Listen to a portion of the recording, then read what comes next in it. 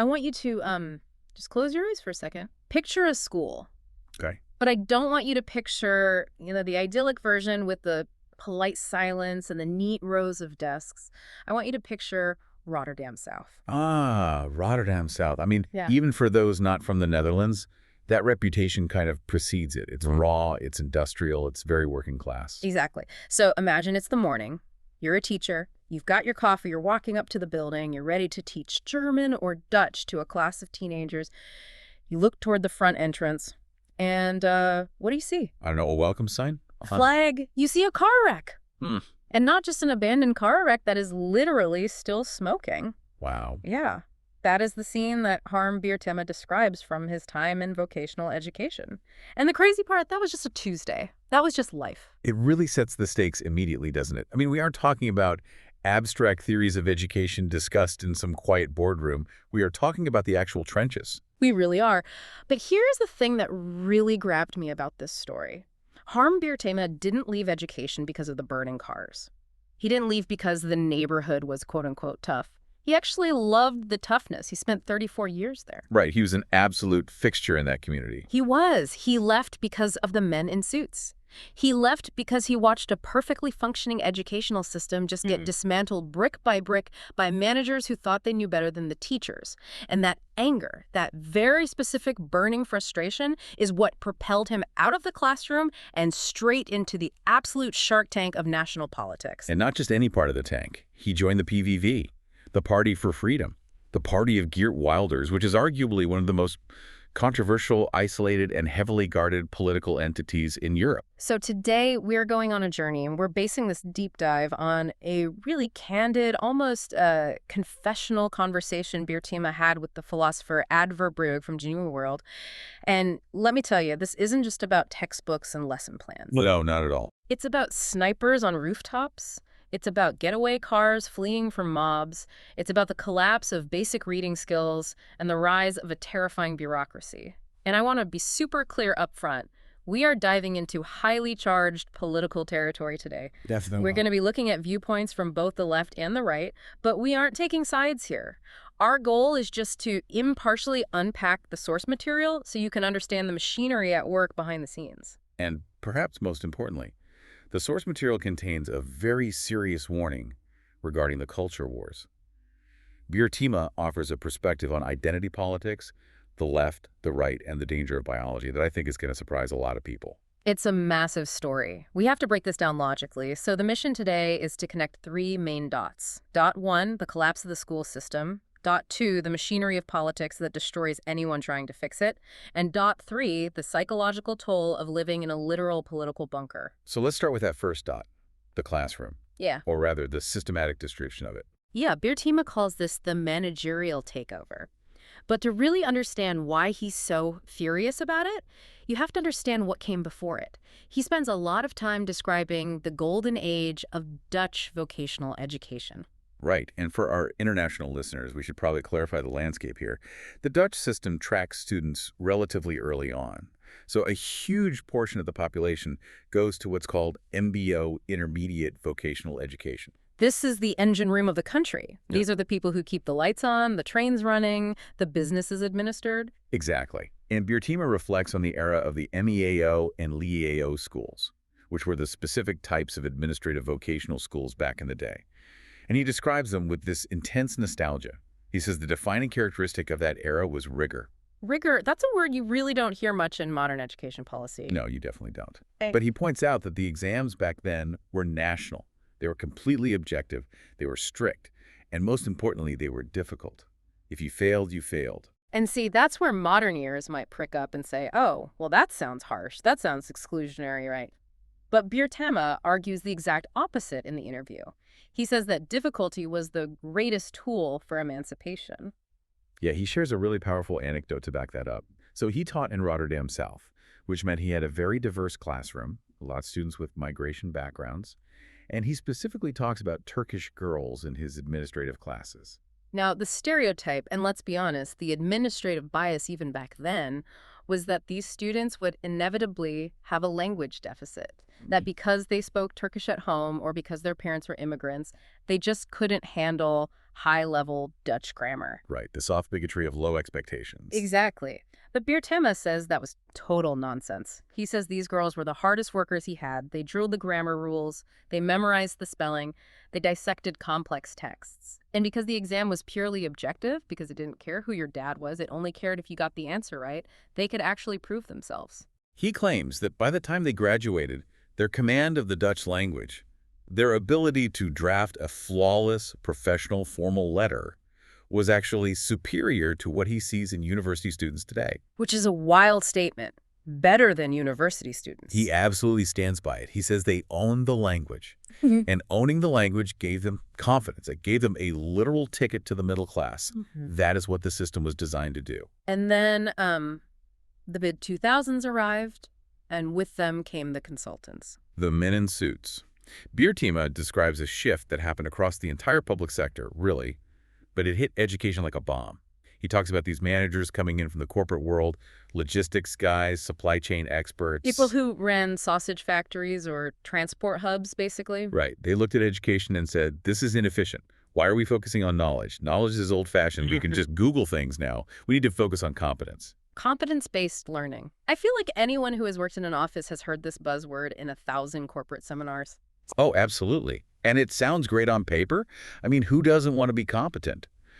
But Beertema peels back the layer for Verbrugge and shows us what it actually meant in practice. It meant the complete abolition of those strict national exams. And they replaced them with what they called proofs of competence. Yeah.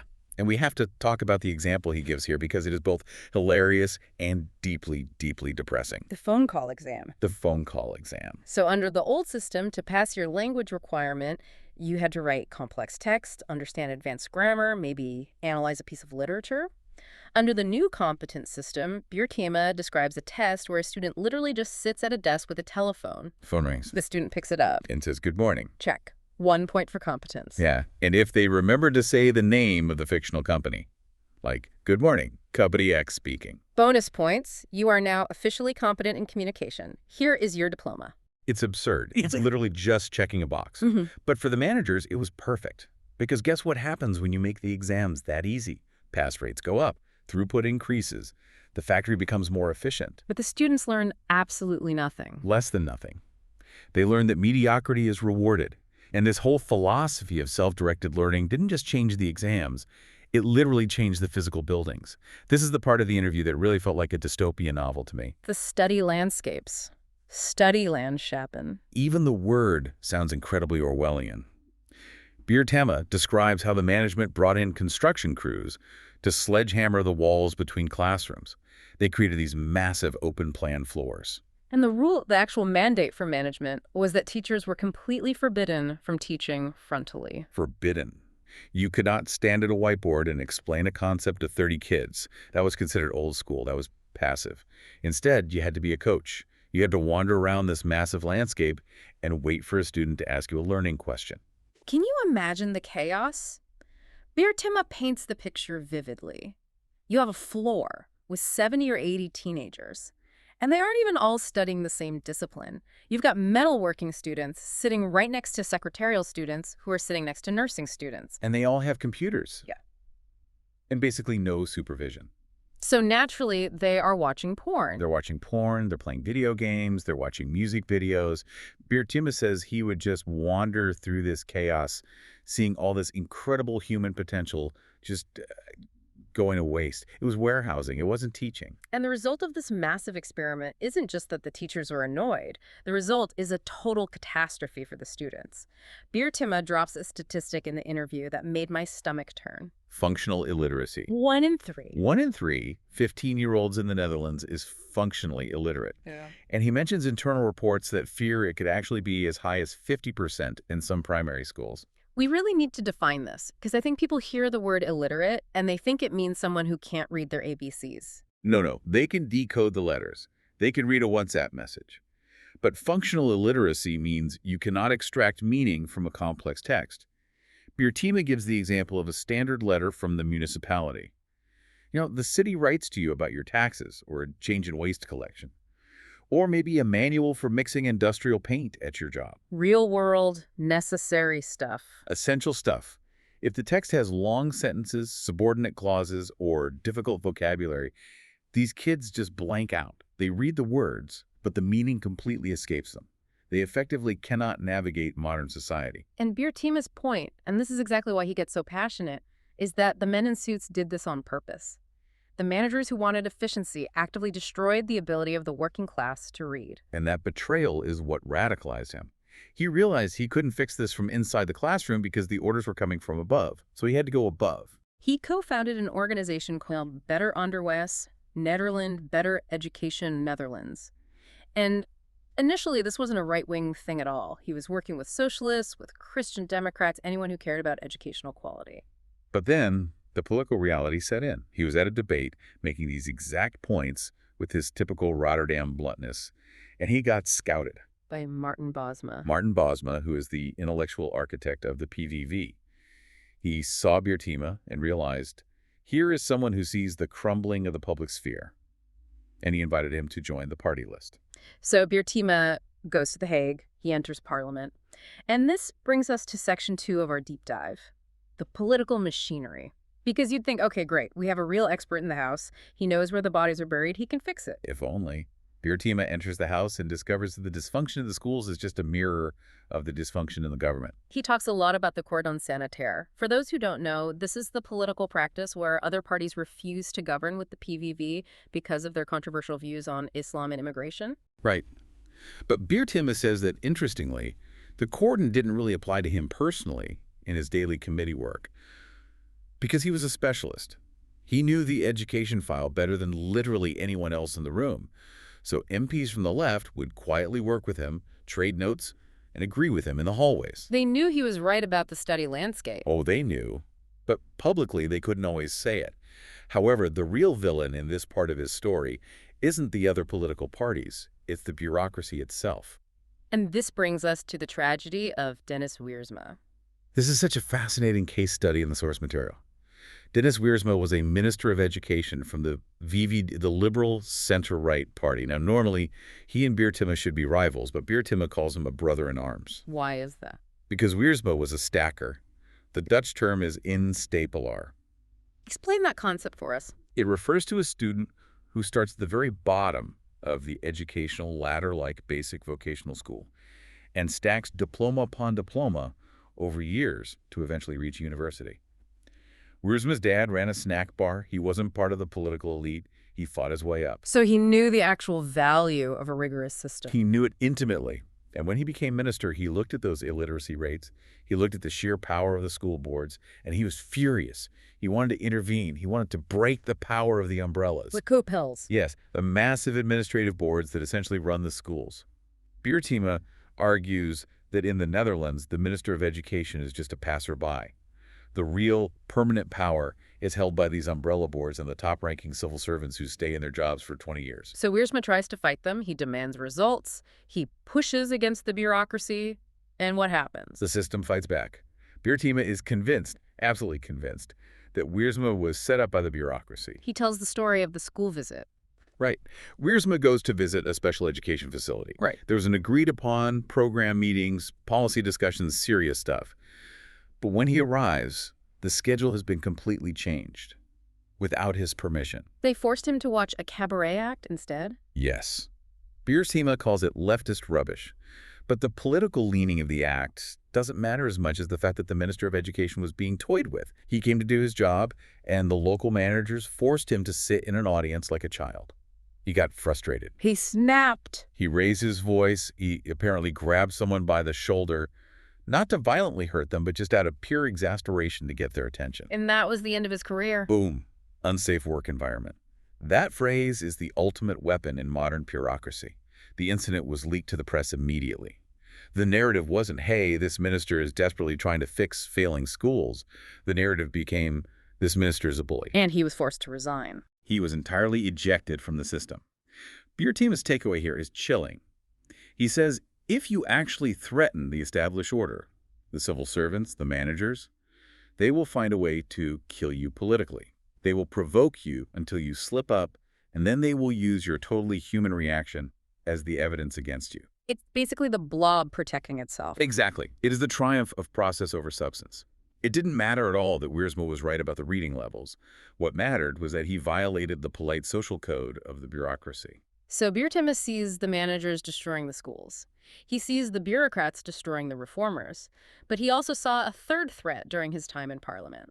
And this one wasn't coming from inside the House. Which brings us to Section 3, geopolitics. This part of the interview really surprised me. You don't usually associate local vocational education debates with international national security, but Beertema says the rot in the higher education system has basically thrown the doors wide open to foreign influence. It goes right back to that business model of education we were talking about with the men in suits. Once universities started caring more about throughput and funding than their actual public mission, they started accepting customers from anywhere. He tells a crazy story about Saudi Arabia. Yeah, he discovered that a recruitment office had been established directly inside Dutch higher education circles. The sole purpose of this office was to recruit top medical students and expertise to send back to Saudi Arabia. Basically, the universities were facilitating selling the country's medical brainpower to the highest bidder. But the China connection is the one that really sounds like a spy thriller. The Confucius Institutes, sure, those are well known, but Beertema gets much more specific. He talks about Delft University of Technology, which is one of the premier engineering and tech schools in the entire world. The place where they invent the future. Exactly. Beertema found out that there were 80 to 90 PhD candidates at Delft who were all from a specific Chinese university, and that university was directly affiliated with the People's Liberation Army. So you literally have researchers linked to the Chinese military working inside your top technical university. Developing technology that is highly likely to be dual use, meaning it has civilian applications but also military applications. Beertema raised hell about this in Parliament. He calls it a naivety that borders on outright negligence. He also mentions an intelligence tip-off he got about Iranian students. Yes, a former intelligence officer quietly tipped him off about Iranian researchers accessing nuclear-adjacent technology at technical universities. It was quietly resolved behind the scenes eventually, but it just highlights the sheer vulnerability of the system. And Beertema argues this is all happening because of the internationalization craze. He points directly to what he calls the Mickey Mouse degrees. Urban dance. I know, it sounds like a joke. But he uses urban dance as his prime example. Universities create these degrees not because the Dutch economy desperately needs more urban dancers, but because they are incredibly cheap to run, and they attract international students who pay full premium tuition. It's just a cash cow. It's a total cash cow. And he notes that places like Maastricht University are now over 50% foreign students. But Beertema asks the fundamental question: is this what a university is actually for? To function as a visa mill for urban dance students? Or is it to secure the strategic knowledge and culture of the nation? When you let the market dictate everything, you lose your strategic compass. So if we recap, we have a broken school system, a vindictive bureaucracy, and universities selling out to foreign militaries. You can definitely see why Beertema felt like he was fighting a war on all fronts. And that brings us to the actual place where he fought that war, the bunker. Section 4, life inside the PVV. This is where the interview gets really personal. We get to the human cost of all this. We have to remember, the PVV is not a normal political party. It is a party built entirely around one man, Geert Wilders, who has lived under 24/7 heavy security protection for 2 decades. Beertema uses a very specific phrase to describe Wilders' position in the party: martyr's authority. That is such a deep psychological insight. Because Wilders has given up his personal freedom. He can't just go to a restaurant. He can't walk down the street to clear his head. He inherently has a moral trump card over everyone else in the organization. You really can't complain about having a bad day at the office when your boss is literally living in a government safe house. But the danger absolutely spills over to the rest of them. Beertema tells stories about campaigning that are just not normal in a functioning democracy. He talks about visiting Spijkenisse. This is a massive PVV stronghold.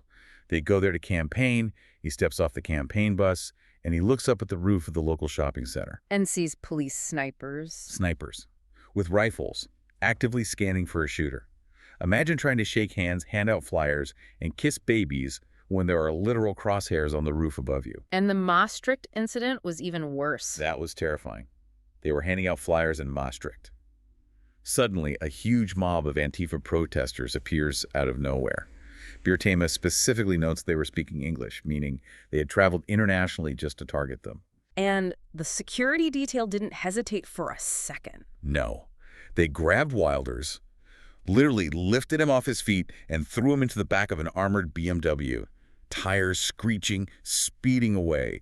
Beertema and the other MPs were just left there and had to physically run for their lives to escape the mob. That is traumatic. You can't live like that for 10 years without it fundamentally changing your psychology. And it did change his life. He talks openly about his wife. She was a highly respected education administrator in her own right. But because her husband was a visible PVV MP, she was systematically pushed out of her role. She lost her career. Pure guilt by association. It caused massive strain on his marriage. He dealt with intense social isolation. He lost old friends. He paid a very, very high personal price for his political loyalty. And yet, in the end, that loyalty wasn't enough to save him. No. And this is the really bitter pill of the interview. Beertema describes the internal mechanics of the PVV as an internal dictatorship. It's a one-man business. There are no party members. There is no Democratic Party Congress. Wilders decides everything. Beertema admits he actually used to support this structure. He saw how other populist parties in the Netherlands, like the LPF in the past, completely destroyed themselves with internal infighting. So he thought a benevolent dictator is exactly what we need to stay focused. But the historical problem with dictatorships is that they rarely stay benevolent. Beertema describes Wilders becoming increasingly paranoid over the years and increasingly isolated. He says Wilders started surrounding himself almost exclusively with sycophants. That's a hell of a word. Sycophant. It's a great portmanteau. A mix of sycophant and maybe psychological dependent. He means people who would never, ever push back against the leader. And Beertema, remember, is the guy from Rotterdam South, the guy who fought the managers. He pushes back. And the final break came down to what he calls distributive justice. Fairness, essentially. Beertema felt he had carried the water for the party for years. He had single-handedly built their entire education platform. He was a senior figure. And when the electoral list came out for the next national election, he saw he had been severely demoted. He was placed lower on the list than a very young, totally inexperienced candidate from Groningen. Someone who had never taught a class or fought a real political battle. Exactly. Beertema took it as a deep personal insult. He told Wilders, in any normal, healthy organization, performance and loyalty are rewarded. Wilders essentially didn't care, so Beertema walked away. It's a really tragic arc. He fights the broken system, joins the anti-system party to fix it, and then finds out the anti-system party is just another broken, paranoid system. But, and this is why this conversation with Verbrugge is so important, Beertema doesn't just wallow in bitterness. He doesn't just sit there and say, well, Wilders is mean. He pivots to a much bigger, much more philosophical warning about the future of the West. Which brings us to Section 5, the culture wars. This is the part of the deep dive that really made me sit up and take notes. It starts with his view on the woke movement. Beertema is very clear in his assessment. He genuinely believes the long march through the institutions has succeeded. The progressives have successfully captured the media, the education system, and the civil service. He even calls things like mainstream climate activism a form of religious hysteria. Magical thinking. He points to Germany deciding to blow up its nuclear cooling towers as a ritualistic sacrifice, rather than any kind of logical energy policy. But here is the massive twist. You expect a former right-wing MP to say, therefore, we must destroy the woke. But Beertema's most urgent warning is actually directed squarely at the right. He is terrified of the political backlash. And to explain why, he cites the philosopher Oswald Spengler. The historian who wrote The Decline of the West. Yes. And he uses Spengler to make a really crucial distinction between two fundamentally different types of nationalism. There's biological nationalism and there is cultural nationalism. Hey, we need to unpack this carefully because it's the absolute core of his final argument. Biological nationalism is what we typically associate with the extreme far right. It's blood and soil. Yeah. It's white ethno-nationalism. It says you belong to this nation because you have the right DNA, because you are physically, biologically native. And Beertema hates this. He completely detests it. He quotes Spengler directly. The biologism of the Nazis is a sign of a lack of culture. A sign of a lack of culture. That is a really profound statement. What does he mean by that? He means that if a society has to rely on biology, something you were just born with and did absolutely nothing to earn, to define who belongs to the group, it's because that society has failed to build a strong, compelling culture. A strong culture is a magnet. It's an integration machine. It's the Turkish girls in his Rotterdam classroom. Exactly. That is cultural nationalism in action. It says to the immigrant, I don't care about your DNA. I care about your values. If you learn our language, if you respect our history, if you participate productively in our society, you are 100% one of us. Beertema argues that the right absolutely must choose cultural nationalism. Because if they don't, if they fall into the trap of biological nationalism as a reaction to progressive policies, it leads to complete catastrophe. He calls it race war. He says if the extreme left obsesses about race through the lens of privilege and whiteness, and the extreme right obsesses about race through white pride, then we just become two primitive tribes of biological essentialists trying to destroy each other. And actual culture just dies in the middle. Precisely. Beertema points out something really fascinating about the current voter base in the Netherlands to back this up. He notes that many people with migration backgrounds, Turks, Moroccans, are now actively voting for the PVV. Why would they do that? Because they are cultural nationalists. They moved to the Netherlands for a specific reason. They want the safety. They want the order. They want the traditional Dutch culture. They certainly don't want to live in a white ethno-state, but they absolutely do want to live in a cohesive, functioning nation. Beertema sees them as the ultimate proof that the right doesn't need to be racist to be politically successful. It's such a nuanced, unexpected take. He's basically warning his own side, don't become the monster you are fighting. And he actually links this biological regression back to the transgender debate as well. Right. That was another major ideological rift inside the PVV. Yes. There was a huge split. Wiersma, who is another massive figure in the PVV, saw gender transition as a matter of individual liberty and medical progress, the freedom aspect of the Partij for freedom. But Beertema saw it, especially when applied to minors, as the mutilation of healthy bodies. He mentions a specific tweet that really haunted him. A detransitioner, someone who deeply regretted their medical transition, tweeting at their doctors, "How could you? I was just a kid." Beertema claims he was actually given a formal speaking ban within the party on this specific topic because his views were causing too much internal friction. But for Beertema, this intense societal fixation on the body, whether it's changing the body, tattooing the body, or defining your entire identity by your body, is a symptom of a culture that has lost its soul. Because if you don't have a soul or a shared culture, you only have your physical body. And if you only have a body, all politics eventually just becomes biology. And as history shows us, biological politics is always brutal. Wow. It's just a lot to process. We've gone from a smoking car in front of a school in Rotterdam to the potential collapse of Western civilization. It is an incredibly sweeping arc. But I think the real power of Beertema's perspective is that he consistently connects the small, mundane things to the massive existential things. The utter nonsense of the phone call exam isn't just a funny story about a bad educational policy. It's a critical symptom of a society that has simply stopped caring about forming its citizens. It's the men in suits consistently choosing process over substance. In the classroom, in the government ministries, and even inside the populist rebellion itself. Process over substance. Bureaucratic efficiency over actual humanity. So we always want to leave you, the listener, with something to chew on. Something provocative that builds on all this. Beertema essentially shows us that the system prioritizes its own self-preservation above all else. But if we accept his premise that both the extreme left and the extreme right are currently regressing into biologism, obsessing over race, gender, and the physical body because we've lost our shared culture, what happens next? Right. If culture is defined as the active ability to integrate and form people, what happens when an entire society simply forgets how to do that?